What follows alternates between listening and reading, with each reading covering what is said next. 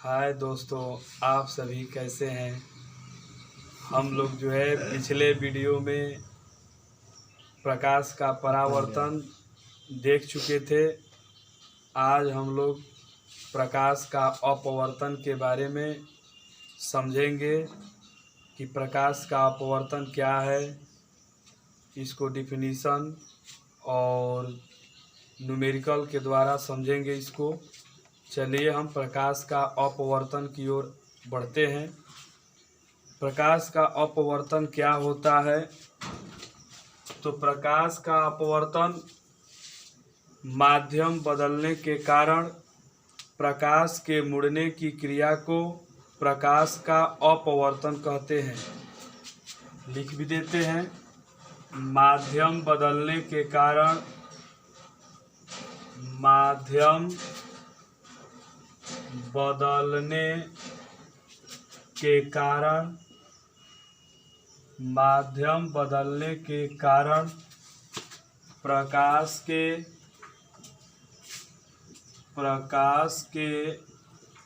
मुड़ने की क्रिया को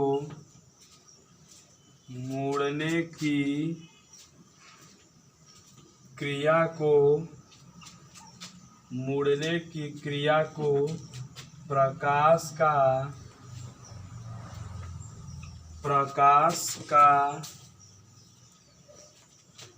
अपवर्तन कहते हैं। अपवर्तन कहते हैं। प्रकाश का अपवर्तन क्या है?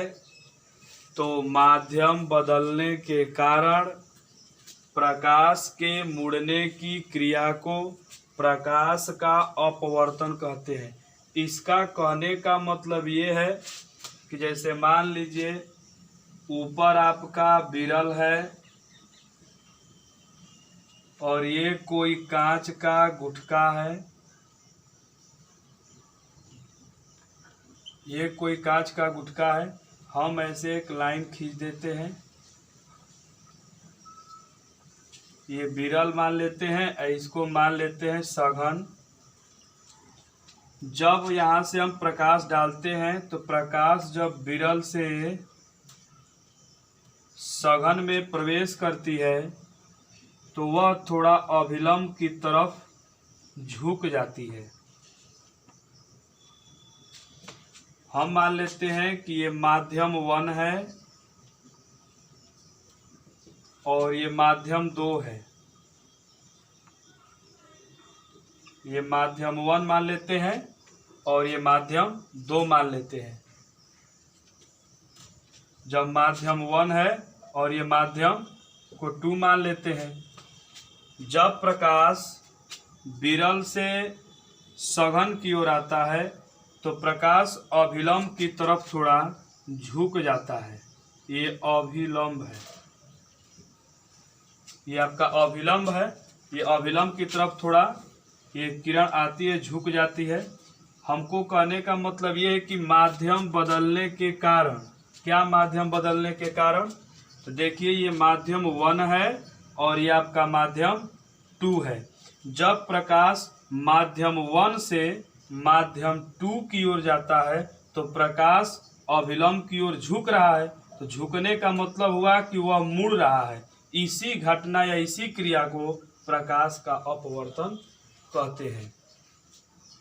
अब चलिए जैसे मान लीजिए ये हुआ कि जब प्रकाश विरल से सघन में जब प्रवेश किया तो अभिलंब की तरफ झुक गया। यदि प्रकाश मान लीजिए प्रकाश ऊपर विरल है और ये आपका सघन है। मान लीजिए यदि प्रकाश हम सघन से विरल की ओर भेजेंगे तो ये किरण मुड़ करके अभिलंब से दूर चली जाती है। ये आपका अभिलंब है।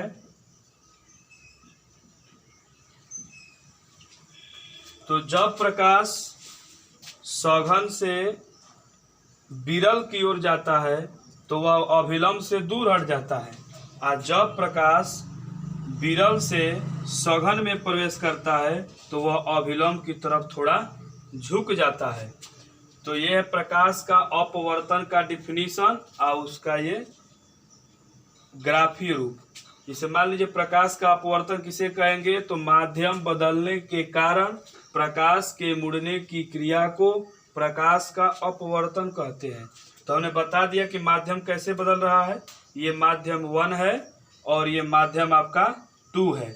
जब माध्यम 1 से जब प्रकाश माध्यम 2 की ओर जा रहा है तो वह अभिलंब की तरफ थोड़ा झुक जा रहा है, और जब प्रकाश माध्यम 2 से जब माध्यम 1 की ओर जा रहा है तो वह अभिलंब से थोड़ा दूर हट जा रहा है।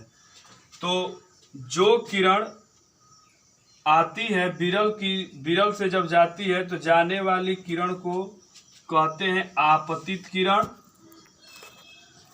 आने वाली किरण को आपतित किरण, आपतित किरण, और सघन में जो किरण आती है उसको अपवर्तित किरण, अपवर्तित किरण कहते हैं।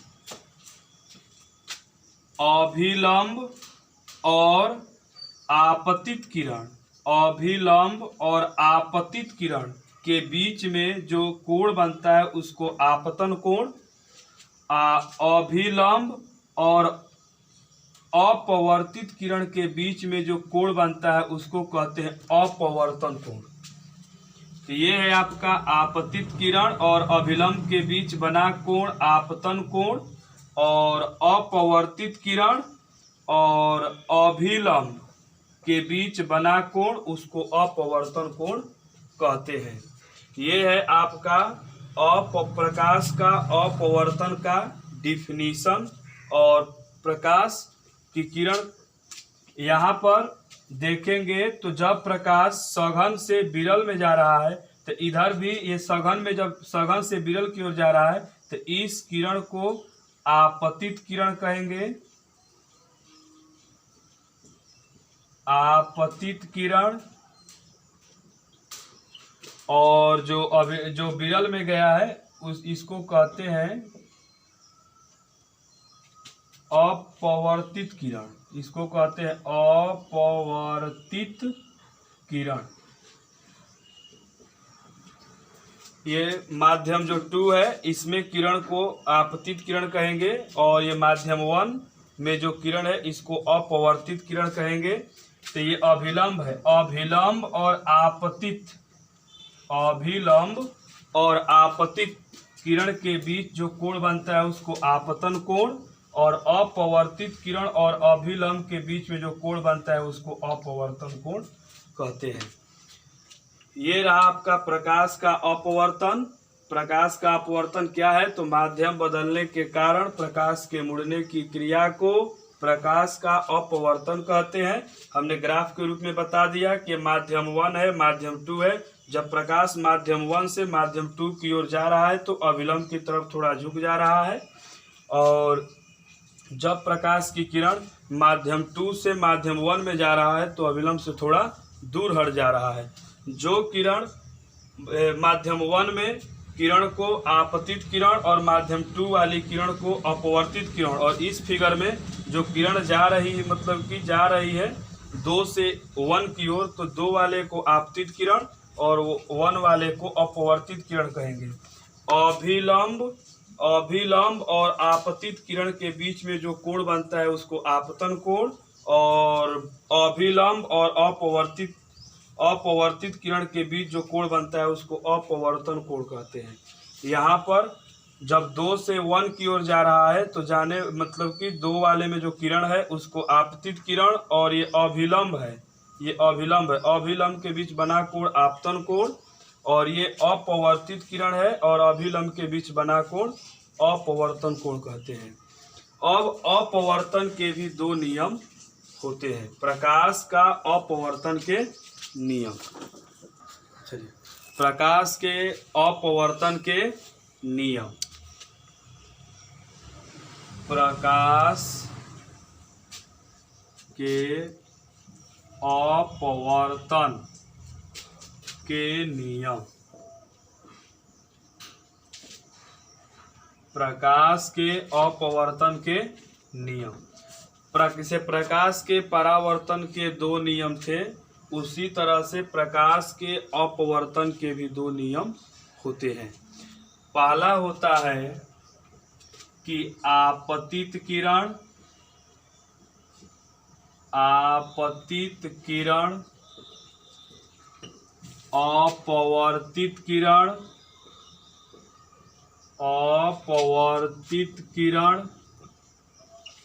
और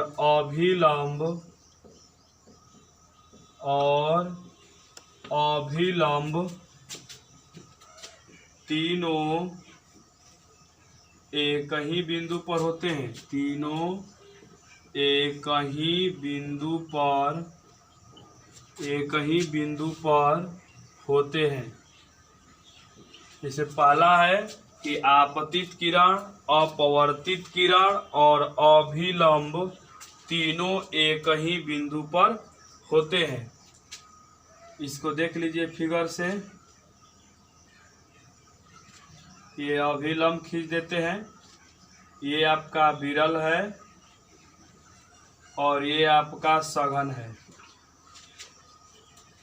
इसे मान लीजिए यहाँ से प्रकाश भेज रहे हैं, तो प्रकाश जैसे यहाँ पर आएगा और इधर टकरा करके ऐसे जाएगा, ऐसे। तो ये है आने वाली किरण को आपतित किरण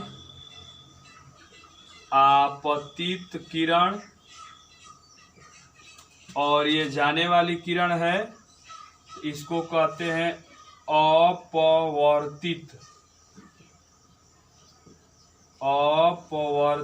किरण। और ये है आपका अभिलंब। ये है आने वाली किरण आपतित किरण और ये जाने वाली किरण अपवर्तित किरण, और ये जो है अभिलंब है। आपतित किरण, अपवर्तित किरण और अभिलंब ये तीनों एक ही बिंदु पर होते हैं। और प्रकाश के अपवर्तन का पहला नियम यही है कि आपतित किरण, अपवर्तित किरण और अभिलंब तीनों एक ही बिंदु पर होते हैं। बता दिया कि आने वाली किरण आपतित, जाने वाली किरण अपवर्तित, ये रहा अभिलंब।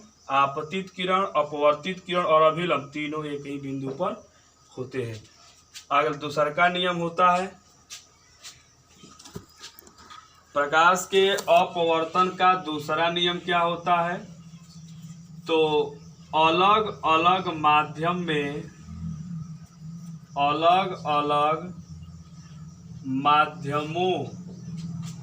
में एक ही रंग के लिए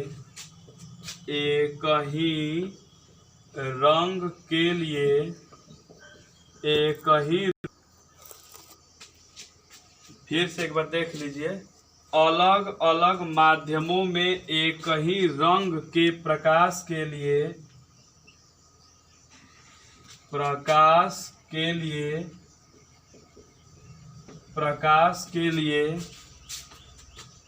आपतन कोण की ज्या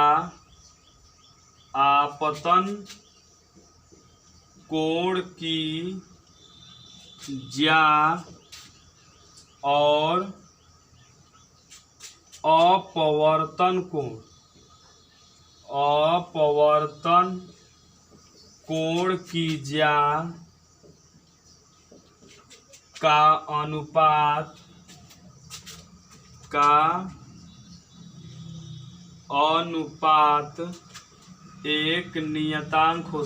एक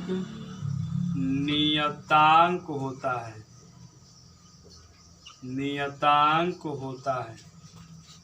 ये रहा प्रकाश के अपवर्तन का दूसरा नियम। क्या है, तो माध्यम अलग अलग हो लेकिन एक ही रंग के प्रकाश के लिए जो आपतन कोण की ज्या और अपवर्तन कोण की ज्या का अनुपात एक नियतांक होता है। अर्थात आपतन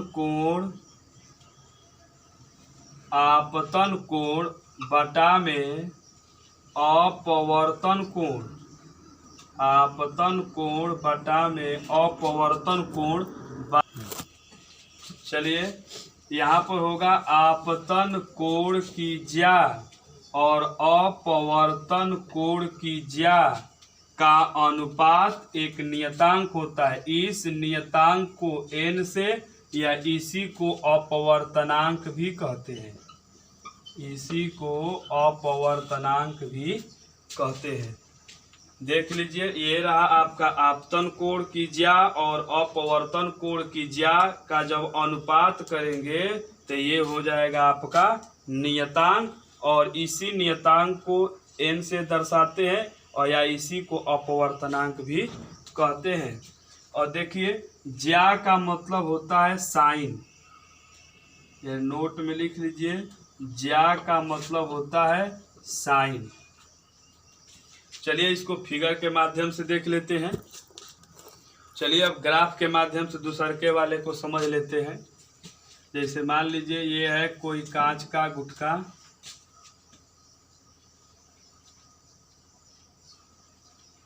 ये है कांच का गुटका और यहाँ पर डाल देते हैं अभिलंब, ये अभिलंब है। यहाँ पर मान लीजिए प्रकाश ये विरल है और ये आपका सघन है। यहाँ से मान लीजिए प्रकाश ऐसे आ रही है और सघन में अभिलंब की तरफ झुक करके और ऐसे बाहर कर ऐसे चली जाती है। तो यहाँ से ये अभिलंब है, पीछे फिगर में बताए थे, ये अभिलंब है और ये आपतित किरण है। तो आपतित किरण ये लिख भी देते हैं, आपतित किरण, इसको कहते हैं अपवर्तित किरण, अपवर्तित किरण। आपतित किरण और अभिलंब के बीच में, आपतित किरण और अभिलंब के बीच में जो कोण बनता है उसको आपतन कोण, और ये अपवर्तित किरण, ये अपवर्तित किरण और ये अभिलंब के बीच बना कोण अपवर्तन कोण कहलाता है। तो अब इसी को हम लोग दूसरका में ज्या समझे थे, तो आपतन कोण की ज्या, आई को आपतन कोण, इसको आपतन कोण और इसको कहते हैं आर को अपवर्तन कोण, अपवर्तन कोण। इसी को लिखे थे आपतन कोण की ज्या, ज्या का मतलब इसे यहाँ पर लिख देते हैं आपतन कोण की ज्या, आपतन कोण की ज्या यानी कि साइन आई, और अपवर्तन कोण की ज्या, अपवर्तन कोण की ज्या यानी कि साइन आर। जब इक्वल करेंगे तो यह नियतांक के बराबर होता है। नियतांक यानी n, या इसी को अपवर्तनांक भी कहते हैं, इसी को अपवर्तनांक भी कहते हैं। अपवर्तनांक बराबर sine i by sine r कहिए, या किसी किताबों में लिखता है n बराबर sine i by sine r. अब मान लीजिए कि ये विरल से सघन में आ रहा है, तो इसको हम माध्यम पहले माने थे 1, और ये मान लीजिए 2 में जब जा रहा, जब सघन में आ रहा तो इसको माने थे हम माध्यम 2। जब माध्यम 1 से माध्यम 2 में जा रहा है तो हम इसको लिख सकते हैं 1n2 बराबर sine i by sine r. पहले के सापेक्ष दूसरे का अपवर्तनांक बराबर साइन आई बटा में साइन आर, ये है। अब चलिए इसको थोड़ा देख ले। चलिए प्रकाश के अपवर्तन का दूसरा नियम ये है, देख लिए कि ये विरल है और ये सघन है। जब प्रकाश विरल से सघन में आ रहा है अर्थात माध्यम 1 से माध्यम 2 में आ रहा है, तो हम इसी को लिखें, जब 1 से 2 में आएगा तो पहले 1 तब 2, तो यहाँ से हो जाएगा आपका 1n2 बराबर साइन आई बटा में साइन आर। कहे कि हम पढ़े हैं कि आपतन कोण ऊपर होना चाहिए और अपवर्तन कोण नीचे होना चाहिए। तो इसको मान लेते हैं समीकरण नंबर 1। कहे कि अब 1 से 2 में आ रहा है, अब आपको हम दिखा रहे हैं कि 2 से किधर भेजेंगे, अब 1 में। जब 2 से 1 में भेजेंगे तो ये दोनों एक दूसरे के उल्टे हो जाएंगे और गुणा करेंगे तो दोनों का मल्टीपल 1 हो जाएगा। देखिए ये है आपका दूसरा का फिगर बना दिए। पहल का फिगर में बताए थे माध्यम 1 से माध्यम 2 में भेज रहे थे, तो आपका हुआ साइन आई बटा साइन आर। अब चलिए हम प्रकाश किधर भेज रहे हैं, 2 से 1 में। रंग एक ही है, जो माध्यम 1 से माध्यम 2 में भेजे थे, जो रंग लिए थे वही रंग इसमें भी है, माध्यम 2 से माध्यम 1 में। कहेंगे परिभाषा में लिखे एक वर्णीय रंग के लिए, एक ही रंग के लिए। तो यहाँ पर चलिए देखिए ये आई हो गया और ये आर। क्या बताए थे कि जो किरण आती है उसको आपतित और जो जाती है उसको अपवर्तित। और माध्यम 1 में फिगर हम ऐसे बनाए थे, ऐसे करके समझ लीजिए, ऐसे बनाए थे। तो इसको हम आर कहे थे और इसको क्या कहे थे, आई। तो इसको आर कहे थे, मतलब इस अभिलंब के साथ कोण बनाएंगे। तो ये आपका आई था और ये आपका क्या बना था, आर। कब के लिए था, जब माध्यम 1 से माध्यम 2 में गया था तब के लिए था। अब जो है हम किधर भेज रहे हैं, माध्यम 2 से माध्यम 1 में। तो अब देखिए ये आई हो जाएगा और ये आर हो जाएगा, एक ही रंग के लिए। तो जब हम यहाँ पर लिखेंगे कि दूसरा के सापेक्ष पहले का यदि अपवर्तनांक लिखेंगे तो यहाँ पर हो जाएगा 2n1 बराबर। अब हम बताए थे आपको कि sine i by sine r होना चाहिए, लेकिन अब क्या होगा कि जब माध्यम 2 से जब माध्यम 1 में भेज रहे हैं तो जो आई है वह आर के इक्वल हो जाएगा और जो आर है वह आई के इक्वल हो जाएगा। तो यहाँ से जो 2n1 बराबर लिख सकते हैं साइन आर बटा में साइन आई लिख सकते हैं। तो यहाँ पर हो गया आपका समीकरण 2। अब दोनों का यदि गुणा करा दें तो इसका मल्टीपल कट कर क्या आ जाएगा, 1। तो यहाँ से हो जाएगा 1n2 गुणे 2n1 बराबर आपका हो जाएगा साइन आई बटा में साइन आर और गुणे इसको गुणा कराएंगे तो हो जाएगा साइन आर बटा में साइन आई। तो आई से आई और आर से आर कट जाएगा। तो 1n2 गुणे 2n1 बराबर 1। इसको हम लिख सकते हैं 1n2 बराबर 1 बटा में 2n1। या इसको इधर भेज दीजिए या इसको इधर भेज दीजिए। इसका कहने का मतलब ये है कि यदि माध्यम 1 से प्रकाश माध्यम 2 में जाएगा और माध्यम 2 से प्रकाश जब माध्यम 1 में जाएगा तो ये दोनों एक दूसरे के उल्टे होते हैं। जैसे 1n2 बराबर 1 बटा में 2n1। ये रहा आपका अपवर्तन का दूसरा नियम। चलिए अपवर्तन पर आधारित नोट देखेंगे। नोट पहला होता है, इसे पहला नोट में लिख लेंगे कि अपवर्तन के दूसरे नियम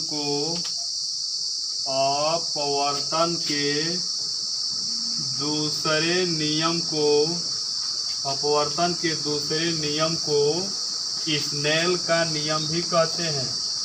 स्नेल का नियम भी कहते हैं। अपवर्तन के दूसरे नियम को स्नेल का नियम भी कहते हैं। दूसरा, जब प्रकाश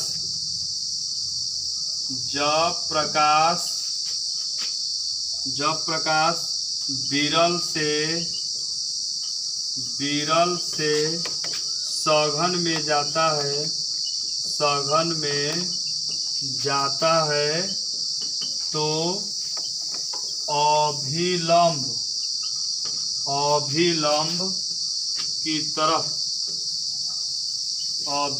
की तरफ झुक जाता है। तीसरा, जब प्रकाश सघन विरल में जाता है, विरल में जाता है, तब अभिलंब से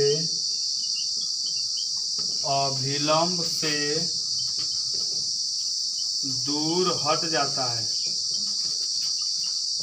अभिलंब से दूर हट जाता है।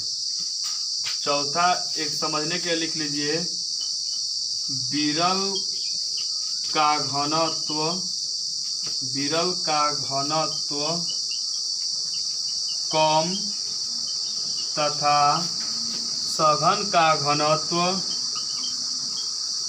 सघन का घनत्व अधिक होता है, अधिक होता है। विरल का घनत्व कम होता है, सघन का घनत्व अधिक होता है। ये है अपवर्तन पर नोट है, इसको लिख लीजिएगा। और ये पहला है कि अपवर्तन के दूसरे नियम को स्नेल का नियम भी कहते हैं। और जब प्रकाश विरल से सघन में जाएगा तो अभिलंब की तरफ झुकेगा, और जब प्रकाश सघन से विरल में जाएगा तो अभिलंब से दूर हट जाएगा। और विरल का घनत्व कम होता है और सघन का घनत्व अधिक होता है। अब चलिए आपको ले चलते हैं। अब कुछ ऐसे सूत्र हैं जिस पर न्यूमेरिकल बनाए जाते हैं। चलिए, अपवर्तन पर आधारित घटना, अपवर्तन पर आधारित घटना। इसे मान लीजिए पहला है कि सूर्योदय, सूर्योदय से पहले तथा सूर्यास्त के बाद, सूर्योदय से पहले तथा सूर्यास्त के बाद तक दिखाई देना, तक दिखाई देना। सूर्योदय से पहले तथा सूर्यास्त के बाद तक दिखाई देना। दूसरा, जल से भरे पात्र में छड़ी का टेढ़ी दिखाई देना, टेढ़ी दिखाई देना, दिखाई देना, टेढ़ी दिखाई। उसके बाद अगला आ जाएगा आपका तारों का टिमटिमाना, तारों का टिमटिमाना, तारों का टिमटिमाना हो जाएगा। चौथा आपका हो जाएगा जल से भरे पात्र में सिक्का उठा हुआ प्रतीत होना, जल से भरे पात्र में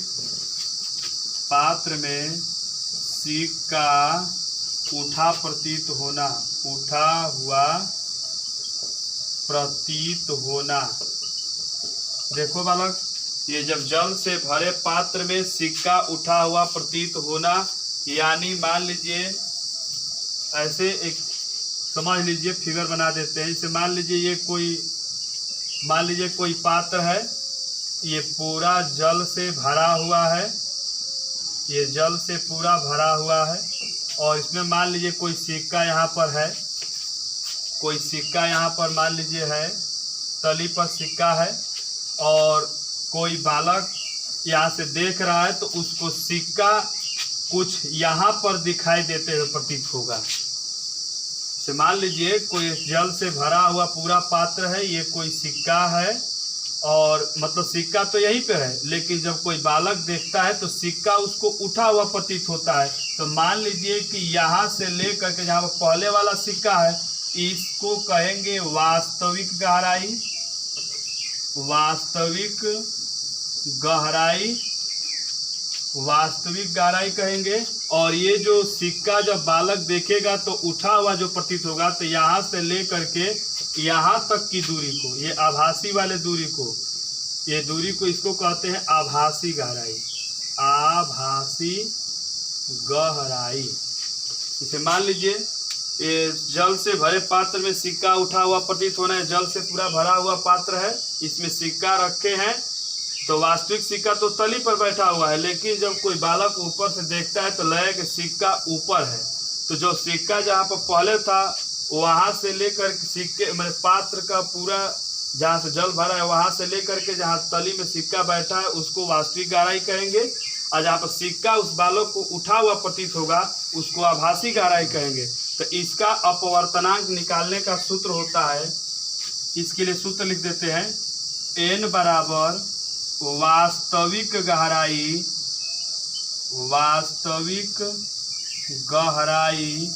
बटा में आभासी गहराई। ये रहा आपका। और एक सूत्र और न्यूमेरिकल में और आता है, जैसे मान लीजिए एक माध्यम निर्वात ले लेते हैं और दूसरा माध्यम कोई जल या कुछ ले लेते हैं, तो उसके लिए जब प्रकाश जब निर्वात से चलकर किसी माध्यम में जाता है तो उसके लिए अपवर्तनांक का सूत्र लिख लीजिए, n बराबर निर्वात में प्रकाश की चाल, निर्वात में प्रकाश की चाल, निर्वात में प्रकाश की चाल बटे में माध्यम में प्रकाश की चाल, माध्यम में प्रकाश की चाल, माध्यम में प्रकाश की चाल। जैसे मान लीजिए हमको दो माध्यम है, एक निर्वात है, हम किसी प्रकार का माध्यम जल या कांच कुछ भी मान सकते हैं। जब प्रकाश निर्वात से चलकर किसी माध्यम में जाएगा तो उसके लिए अपवर्तनांक निकालने का सूत्र होता है निर्वात में प्रकाश की चाल बटा में माध्यम में प्रकाश की चाल। ये रहा अपवर्तन पर आधारित घटना। चलिए कुछ और सूत्र देख लेते हैं जिस पर न्यूमेरिकल बनाए जाते हैं। जैसे मान लीजिए पहला सूत्र देख लेते हैं, दो माध्यमों के लिए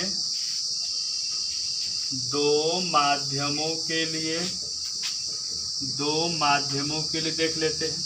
मान लेते हैं दो माध्यमों के लिए सूत्र में, जैसे मान लीजिए ये जल है और एक माध्यम यहाँ पर क्या मान लीजिए कांच, एक जल मान लीजिए दूसरा का क्या मान लीजिए कांच। जल को वाटर W से दिखा देंगे और कांच को ग्लास G से दिखा देंगे। जैसे मान लीजिए अप्रकाश जब जल से कहाँ जाएगा कांच में, जब प्रकाश जल से कहाँ जाएगा कांच में, तो इसको लिखेंगे WNG, या इसको लिख सकते हैं WNG।